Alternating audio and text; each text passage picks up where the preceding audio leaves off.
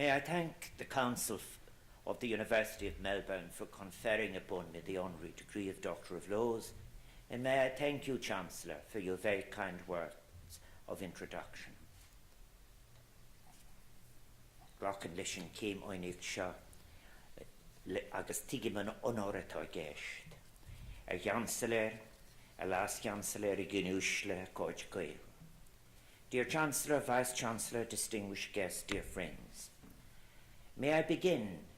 before I deliver my paper, The Economic Debate from the Great Famine to today, the Australian-Irish dimension, by acknowledging that we meet today on the traditional lands of the Wurundjeri people, and may I thus pay my respect to their elders, both past and present. Agus mar a gut mé an gédal sias is lín ram, buigas ó cria gohá le cóla alscail Melbourne, os an céimónig se bhranach aram, agus is lín mó wikas a gohá leat sa hiansléir, agus an dlachtató leohar arsat an fírcín fólse seo. As a university teacher for many years in my former life, it is always a very great pleasure to return to a university setting. As President of Ireland, it is a very particular honour to address you today in this city and in this state which has perhaps, more than any other, exhibited a distinctive Irish influence. And perhaps, too, more than any other state, Victoria has absorbed the full spectrum of Irish society in all its different manifestations of migration, voluntary and involuntary, and presentations of itself, the contemporary Ireland in the modern period. In the earliest years of European colonisation, Port Phillip society was marked by the presence of what were representatives of an Anglo-Irish aristocracy on the move, as it were, often referred to as the Irish cousinage, who sought to import their self-perceived social standing, wealth, and at times indeed their vanities, pursuing an inclination to recreate a mythic lifestyle and mores of the Irish 18th century Protestant ascendancy. And this could manifest itself on occasion as disdain for the forms of English society that were seeking to establish themselves in the new colonies. It was much more than a contest of aesthetics. The discovery of gold in the later 19th century brought with it not only a rush of immigrants, but within it emerged a new middle-class Irish element. Overwhelmingly Anglican and predominantly educated at Trinity College, Dublin, these lawyers, doctors, merchants and engineers felt that they could in this new world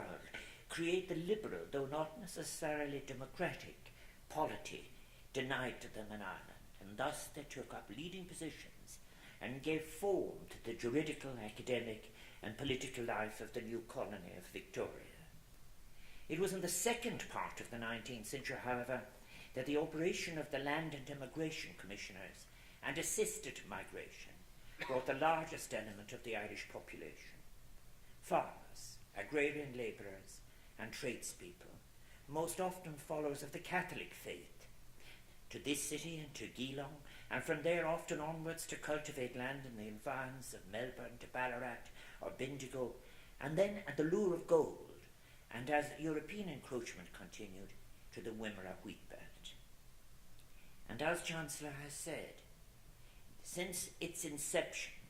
this university has reflected all the various strands of Irish influence, from your very first Chancellor, Sir Redmond Barry, who arrived in New South Wales as a young lawyer only newly called to the Irish bar, to Newman College, which owes its foundation, of course, to the efforts of Archbishops Carr and Mannix, and to the generosity of Thomas Donovan and the Catholic parishioners of Melbourne. This link has been given a contemporary expression,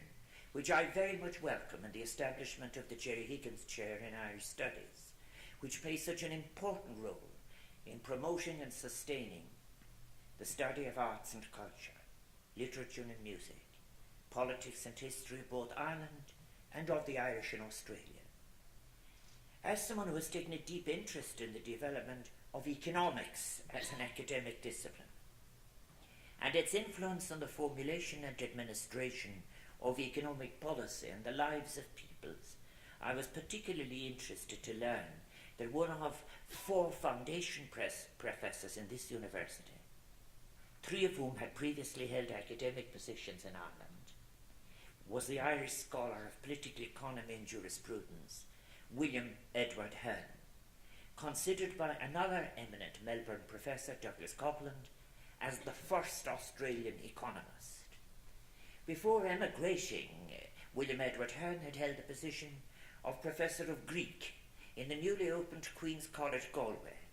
one of the 3 universities in Ireland founded under the Irish Colleges Act of 1845.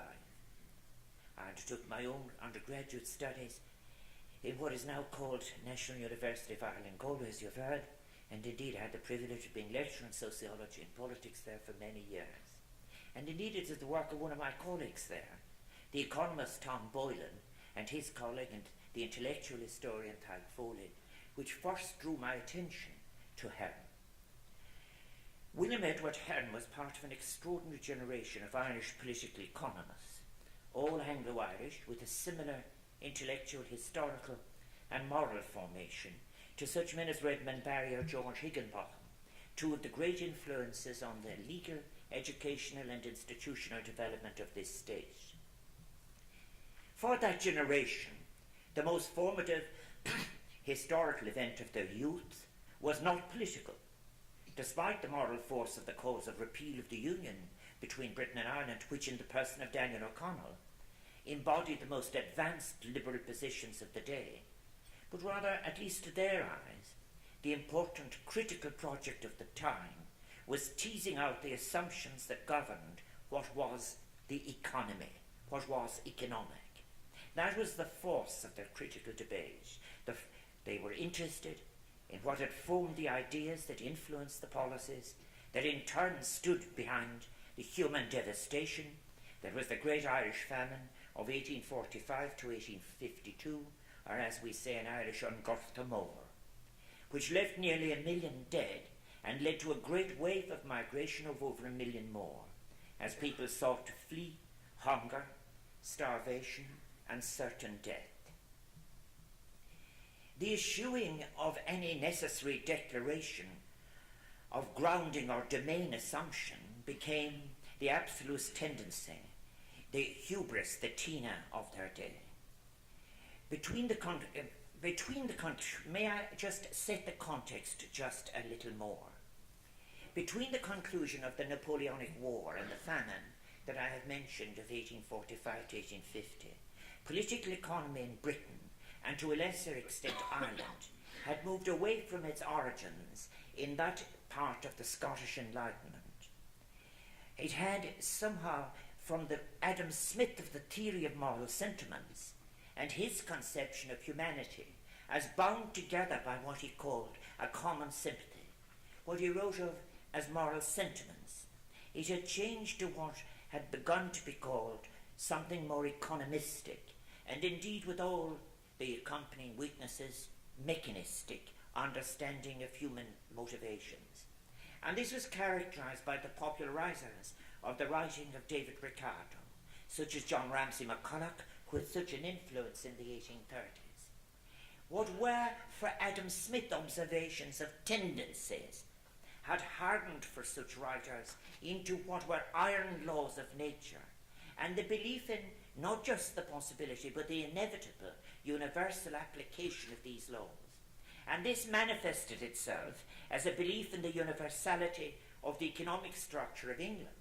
such that any deviation from such a model or practice came to be seen as a symptom of under or maldevelopment. This, as I have said, was a kind of eschewing of any necessary declaration of grounding or domain assumptions. It became, as it were, the absolutist tendency, the hubris of its time, the tina of its time. There is no alternative, a phrase we would hear again. As the great Irish historian of economics, R.D.C. Black, has chronicled, it was such a hegemonic perspective that political economists brought to bear on pre-famine Irish society. This society was seen as a product of the conflicts of the 17th century, was characterized by a large number of fragmented small holdings, many farmed on a subsistence basis, and at the peak of economic and legal relations, a small number of landlords who operated through estate managers or through middlemen or intermediate landlords who took full advantage of opportunities to further sublet land. Though observers, not least political economists, could not agree on what might have been the empirical causes of such circumstances or putative solutions, they could at least agree on the empirical fact that the lives of Irish cottiers and their families were precarious, particularly in the period between April to August, the starving season, when old stores of potatoes were exhausted and had yet to be replenished by the new crop. This precariousness grew as the agricultural boom of the years of the French wars gave way to periods of depressed grain prices, and landlords, their agents and middlemen, in order to sustain or raise their income, began to raise rents. To the orthodox liberal political economist, the right of the landlord to his property was inviolable, and the relationship between tenant and landlord a matter of contract, immune to the demands of right, of justice, and a matter for none other than the tenant and the landlord. And though the theoretical base of the inviolability of property had changed from Lockean notions of property as a natural right to the Benthamite notion of property as a means to ensure that owners of capital would maximize the utility of capital, the policy recommendations and social outcomes remained the same. If the property was inviolable and the landlord-tenant relationship simply contractual, the only solution to Irish poverty lay in the mind of the political economist, offering the hegemonic theory of the day, in the rapid consolidation of Irish holdings, the creation of a class of medium and large-scale farmers, and the inevitable acceptance of the depopulation of the countryside, as cottiers and small farmers would, it was believed, emigrate, or if they remained, become available as hired labourers. This would not be the first time, nor would it be the last, that those economists inclined to hubris have, when confronted by the inapplicability of their existing theory to social reality, demanded that social reality change to reflect the theoretical model. This is not, of course, at all to take from or diminish that occasional sympathy and humanitarian sentiment that surfaced at times, which was brought to bear on the Irish situation. The flaws of imposing a strategy for managing the poor, a strategy designed, after all, for industrial settings, in a totally different setting, had been recognised. The Royal Commission on the Poorer Classes in Ireland had after all recommended that the new Poor Law of 1834, which forced those in poverty into disciplinary workhouses, should not be extended to Ireland. Instead, the Commission recommended a programme of public works and a scheme of assisted emigration as the most effective and convenient means to raise the income of Irish cottiers and to transform them from small proprietors to proto-industrial wage labourers. These recommendations were perceived as being too radical, or more likely they simply did not fit within the liberal political economy of the day. The institutions of the new market economy were viewed, after all, as I have said, as entirely natural in their operation. The functions and duties of government were viewed as likely to create a possible set of obstacles, or as wholly negative, and thus the new Poor Law was largely imposed, grafted, if you like, onto Ireland. The Anglican Archbishop of Dublin, Richard Whately, who with his Catholic counterpart had sat on that commission, was particularly interested in the lessons and what he felt was the example of the new colony of South Australia. And he corresponded with Robert Torrens, another Irish political economist and disciple of Ricardo, and the champion of what was called a self-supporting colonisation, which envisioned creating a class of small farmers in Australia. And despite the rejection of the report of the Royal Commission by the British government and the extension of the new Poor Law to Ireland, Torrens continued to champion Irish migration to South Australia or as he later called it, the New Hibernia. He proposed the establishment of an Irish South Australian Immigration Society, which would raise funds from Irish landlords to purchase land in South Australia and pay for the transportation of their tenants to their new properties in the southern oceans, thus facilitating both the depopulation of overpopulated Ireland and the colonisation of Australia. It was Torrens' eldest son, Robert Richard Torrens, who prior to his short tenure as Premier of South Australia, gave the impetus for the development of the principle of title by registration, which originated in that state. I think it would be appropriate to note the immediate context of the development of the Torrens system of land registration, namely the chaotic issuance of land grants and subsequent speculation and rapid turnover of title in the South Australia of the 1830s and 1840s, which had led to great incoherence in property ownership and disputes regarding the title to the land. One of the defining principles of the Torrens system, indeed the defining principle that allows the resolution of the kind of dispute that may arise in a context of fevered property speculation, something which regularly occurs, is the indefeasibility of title given to the registered proprietor or proprietors. There are, as we know, few exceptions to this indefeasibility, which may be nonetheless wide in potential scope and application. I would just like here to make, as I pass, a moral or ethical point rather than a legal point, namely that the Torrens system constituted at its inception part of the legal technology of empire by not only addressing or resolving a crisis of colonial speculation to which I've referred, but also by effectively extirpating any claim of title to the land by the first occupants, whose rights and enjoyment of their land, we should recall, were guaranteed by the letters patent authorising the colonisation of South Australia. I do not in this paper want to speculate what bearing the rejection of the doctrine of terra nullius and consequent recognition of native title by the High Court in their judgment in the second Mabo case would have in this situation, but only here to recognise what an important legal and moral milestone that it was. The context of the extension of the Torrens system to Ireland in 1891 was quite different.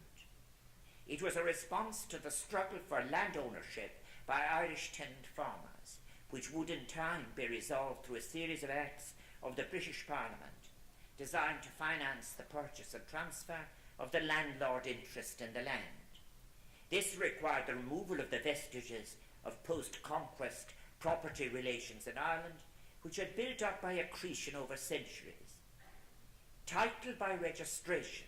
achieved this by severing those old ties, delivering to Irish tenant farmers freehold title unencumbered by the past. Let us think about the irony of history that is involved here. There is, I would suggest, an irony of history indeed, as the same legal technology was used at first to dispossess the first occupants of this land,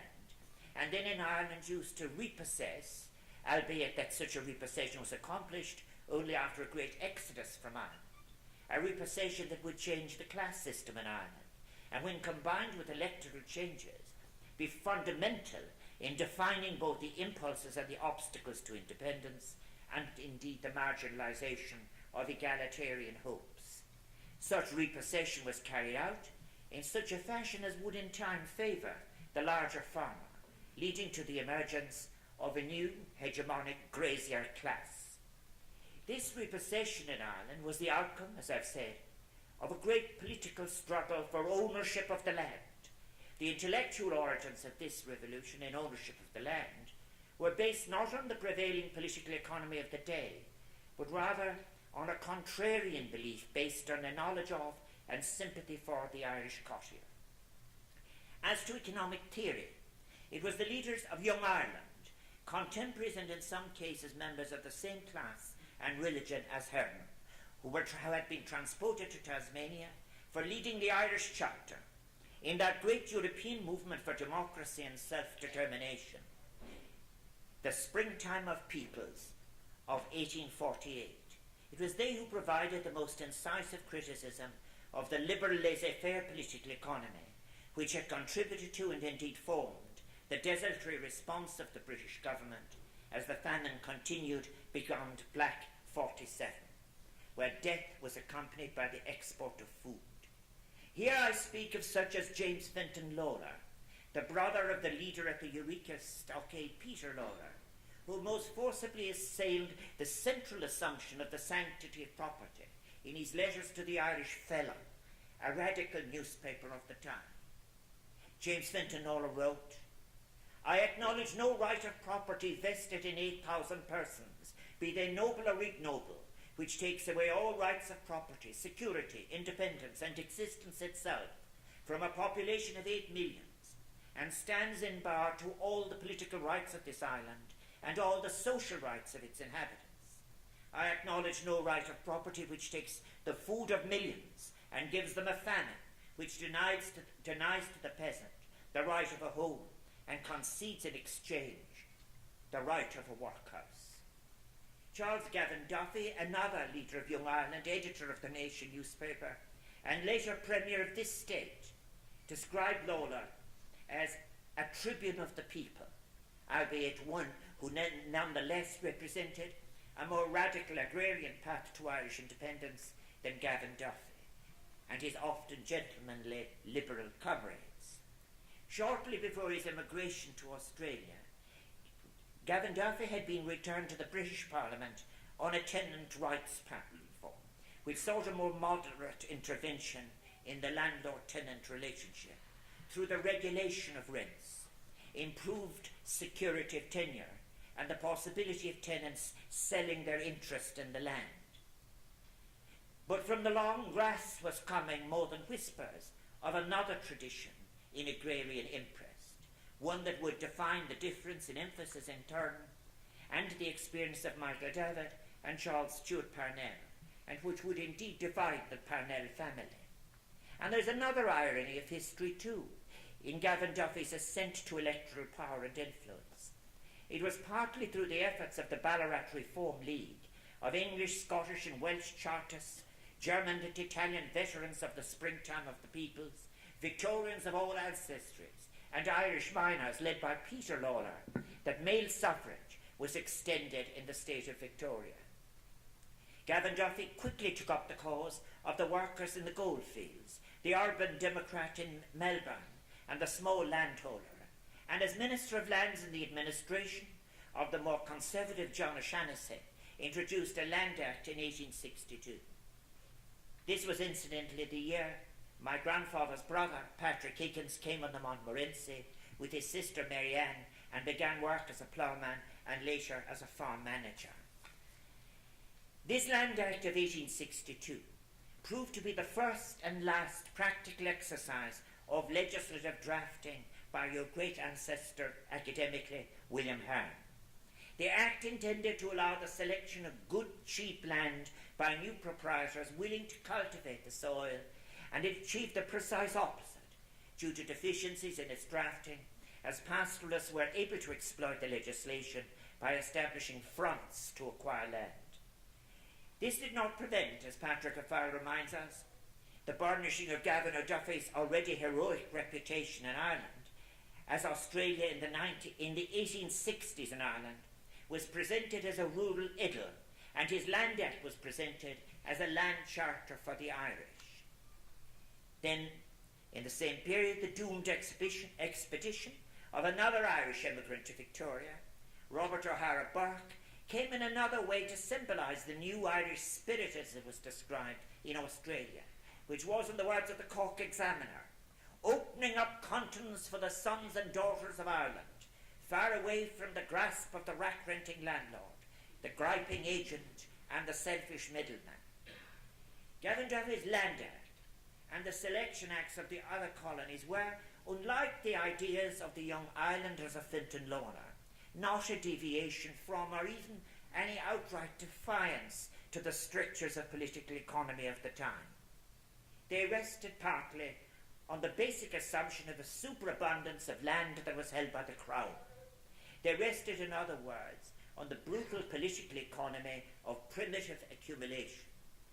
on the fiction of terra nullius, with all its original and evolving negative assumptions as to the essence, dignity, and capacity of first caretakers. Those were seen as being very distant from moral concern. In contemporary writing on Australia, I sense distance is sometimes adduced as explanation for failures in communication, knowledge of Australian past or present on the part of some other Europeans. But may I suggest that distance can be an advantage if it facilitates independent intellectual work. There is, I want to suggest, something important in the contemporary intellectual distance between Australia and Europe, between the new and the old world, and increasingly in the proximity to Asia, which allows for an independence of thought, possibilities and opportunities, a willingness to break with orthodoxies, a dedication to fostering quite new modes of thought, and a commitment above all else to pluralist discourse. These are qualities which are required now more than ever as the global challenges of this current century, climate change, the resurgence of xenophobia and racism, the growing inequality in wealth,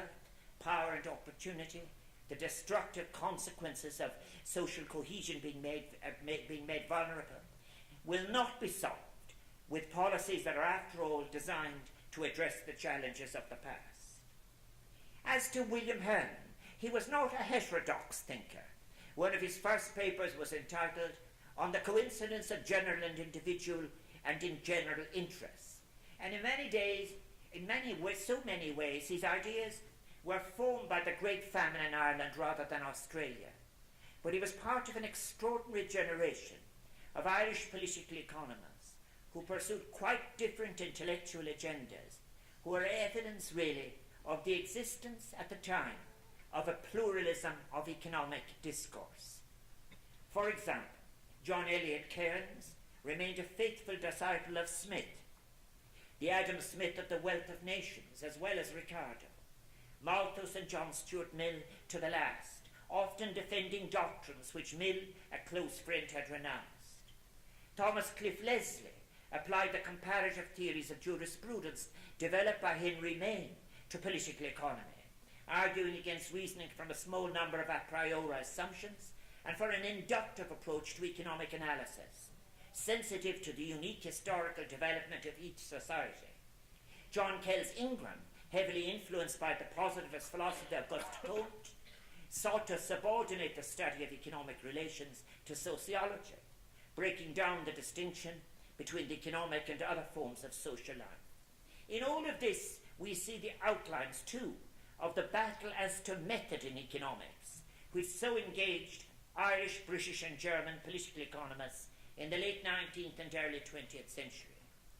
This is a battle that had its value. Today, a debate that distinguished between the efficacy of instruments, the adequacy of a method, and the assumptions of a theory would surely serve political economy and its publics well. After all, a vulgar rejection of all economics, and indeed economists, is hardly helpful to anybody. But alternatively, teasing out the issues and assumptions of different approaches and of models is a valuable part, I suggest, of participatory citizenship. Conducted across and within the changing national borders of the time, in English and in German, the late 19th, early 20th century methodological debate to which I have referred shared a common theme, namely the rejection of a deductive reasoning from a small number of a priori assumptions, which characterise Ricardian classical political economy. With this rejection came a rejection of the formulation of theories of distribution, production, consumption and exchange, based on a number of universal axioms. In its place, economists such as Cliff Leslie and Kells Ingram, and in Germany a group led by Gustav Schmuller, proposed that there were no self-evident natural laws of economics, but only such conclusions as could be drawn from the accumulation of historical studies. We can also glimpse another great struggle from this time, namely one that occurred between the classical political economy championed by Higgins, and the outlines of neoclassical economics, which was arguably, at least in part, presaged by William Higgins' work, Plutology. My former colleague at the National University of Ireland in Galway, Tom Boylan, and the Australian economist Gregory Moore have both argued that this work, Plutology, published here in Melbourne, inspired what came to be termed the marginalist revolution in economics. In short, classical political economists such as Mill and Ricardo had accepted that value, and in the long run the determination of prices, should reflect the cost of production of a good, including the labour used in the production of that good or service. This objective theory of value was replaced by a subjective theory of value, which postulated that there was no inherent value in goods, but only that which results from the relative importance placed on such goods by individuals seeking to satisfy their needs. This framework had at its heart, as its subject, a utility maximising individual subject to diminishing marginal returns and constrained by scarcity of resources. And from such foundations it was possible, it was suggested, to derive the values of factors of production, goods and services. This reshaped the discipline of economics, so that by 1935, Lionel Robbins, later Lord Robbins, could define economics as the science which studies human behaviour as a relationship between ends and scarce means which have alternative uses. Gone were the historical economists with alternative moral frameworks, such as Ingram and Leslie. And gone too were the classical political economists, to be subsumed as the new footnotes in the development of neoclassical economics, and indeed now largely missing entirely from the teaching of economics in the contemporary university. I do not wish to criticise the specifics of the dominant neoclassical economics of today. Time does not allow, and I've used enough of it. But it would be easy to get lost in definitions and debates about what may in the end be minutiae. But only I want to note that the discipline of economics was not so dominated as I've described it by a single methodology in the past as it is today, and with consequences. I do want to stress the significance as well of some variance to this. Eminent scholars currently working in the field, such as Joseph Stiglitz and Amartya Sen, are continuing to pursue a research program which, while accepting the underlying assumptions in neoclassical economics, have nevertheless en passant undermined some of the central claims once advanced by the fundamentalists, such as, for example, the assumption of a narrow rationality on the part of individuals, or the assumption indeed of market efficiency. Economists, while still taking as their starting point that the competitive market as the most efficient institution for allocating resources,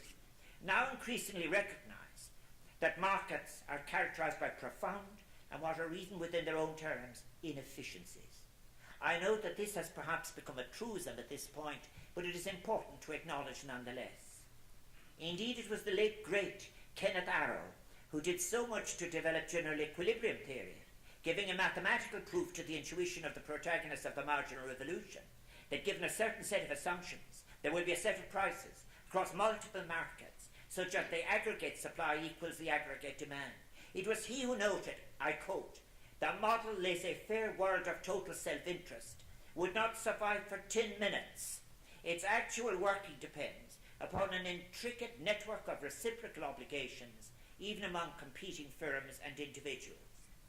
This observation, with its less than tacit appeal for humility, should remind us that there is at times a sharp distinction between the development of neoclassical economic theory and its application by economic policymakers and the consequences. There is at times a sharp distinction between the academic program of neoclassical economics and a theory of government which seeks to validate itself by claims to economic theory, to conflate in imitation of some of the classical political economists assumed mutable laws of nature with the prosaic practice of what is after all economic policy. I speak, of course, of the philosophy of government popularly referred to as termed neoliberalism. This was initially a term used by a small group of radical economic thinkers, including Friedrich von Hayek and later Milton Friedman, to describe their own distinctive economic and social philosophy at a time when the governments of both right and left had cleaved to the consensus of the Keynesian welfare state and the importance of the state. Neoliberalism is now widely accepted to describe a theory of politics which postulates a wholly economic theory of human nature, universalizing as it does beyond previous boundaries the necessary simplifying assumptions of neoclassical economics, suggesting even that human beings are rational utility maximizers in a manner that can and should encompass all human activities. Its ethics rests on the liberal principle that people should be left to do as they will, how they will. And such views are not uncommon today. The political theorist Daniel Finlayson has suggested that following these two principles, price is viewed as the key mechanism in transmitting information, enabling rational individuals to make decisions and allocate resources.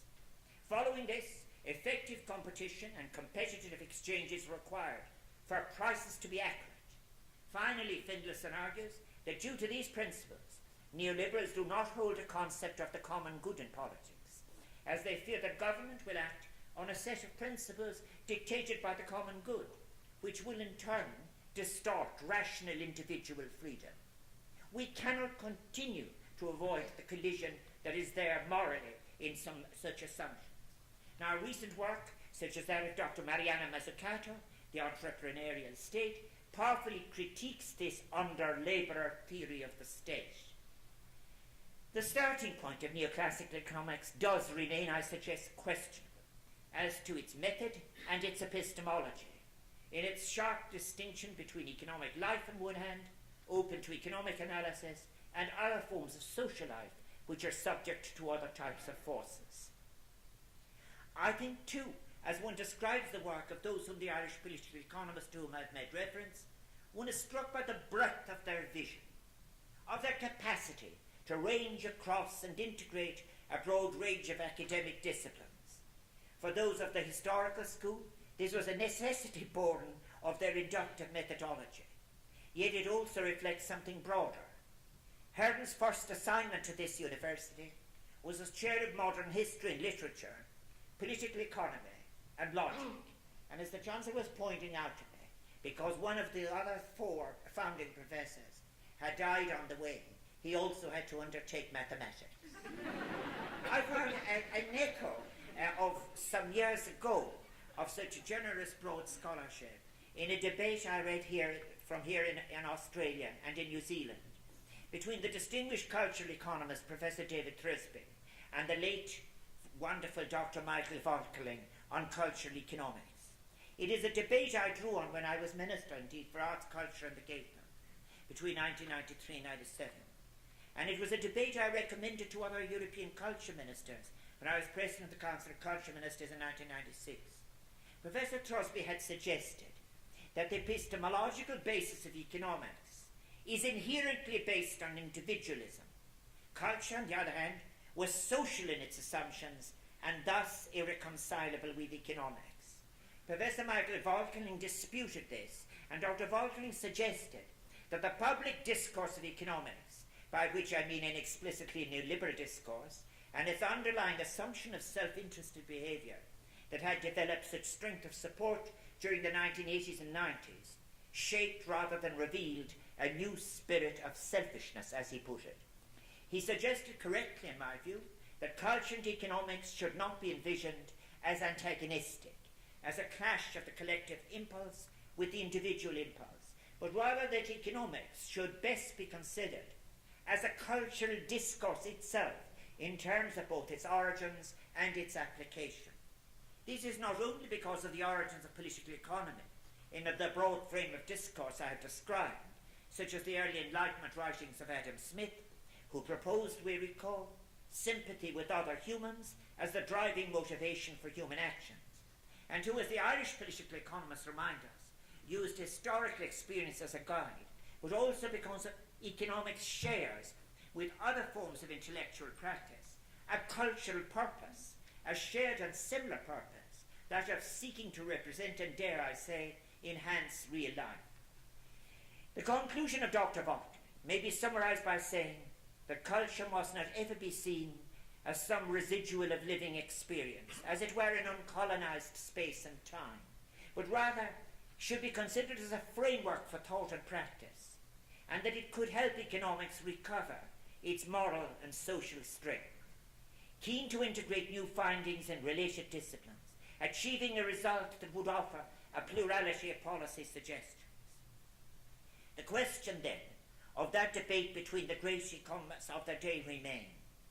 can we integrate and facilitate new perspectives or recover old ones in the contemporary period?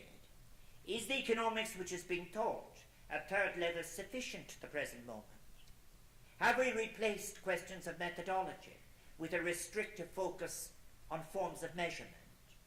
Can we lift economics out of the narrow ideological framework in which it is presented in these times? Can such questions find a space within contemporary economic discourse? Indeed, as I wrote, are such questions to be allowed at all in an atmosphere that too regularly comes close to anti-intellectualism and is simply reflecting a bad-tempered intolerance of opposing critical thought? May I suggest that the outcomes of how we answer these questions will be tested in two areas. The first is in the area of teaching, research agendas and university curricula,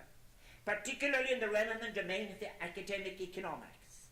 Since the global financial crisis, there have been demands for a new curriculum from both teachers and students, a curriculum which would more closely represent and which could more adequately critique and describe the social and economic world which they inhabit, and which many of them are seeking to change. A significant result, of course, to emerge from this concern is the proposed new introductory curriculum, the Curriculum Open Access Resources in Economics, or CORE project, which is an initiative of economists Wendy Carlin, Margaret Stevens, Oscar Landerecke, and Sam Bowers. Their proposed textbook, The Economy, which fully recognizes the title as a social construct in itself, but it provides as its starting point an account of the effects of the Industrial Revolution, the development of capitalist institutions, their changes and forms, the impact of climate change, the measurement of economic equality.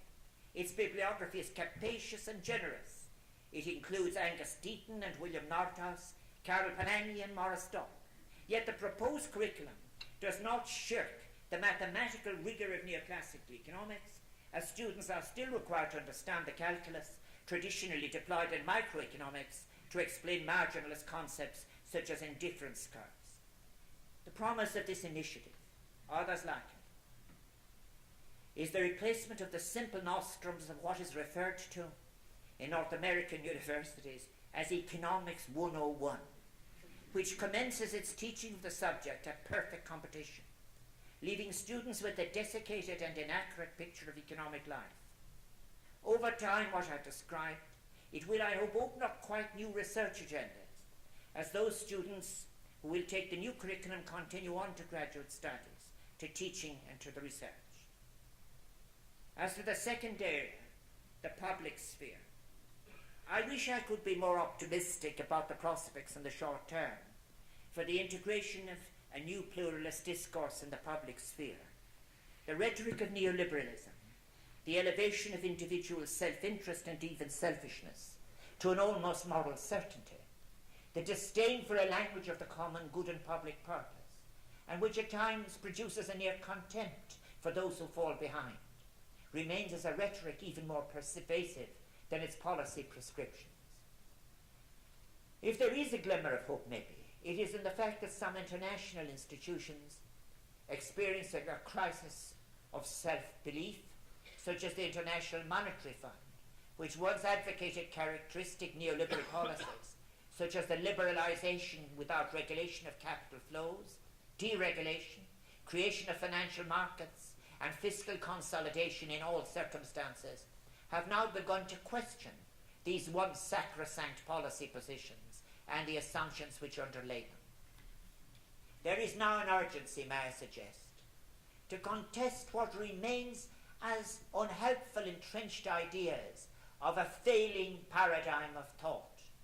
The challenges of the next decade simply cannot be met with the shibboleth from the old orthodoxies. Social cohesion is fracturing, fading, as inequalities in wealth, power and income are deepening, as labour becomes more precarious, and our societies become increasingly divided between what is often lazily described as the lucky and the left out, those on the street and those behind gated communities, between those who can access highly paid employment and those left to struggle on zero-hour contracts. Within the European Union, cohesion between the member states has declined to create a problem of connection, of legitimacy with the European street, as we've allowed ourselves to become divided by a common one-size-fits-all macroeconomic policy framework which pits creditor against debtor, those with trade surpluses against those without, those in the north against those in the south. How should we meet these challenges? I suggest that in this century fiscal and economic literacy may be as important to cohesion that I've been describing as under threat, may be so important to cohesion, citizenship and democracy itself, as mass literacy was in previous centuries to universal suffrage, parliamentary democracy and the sovereignty of the people.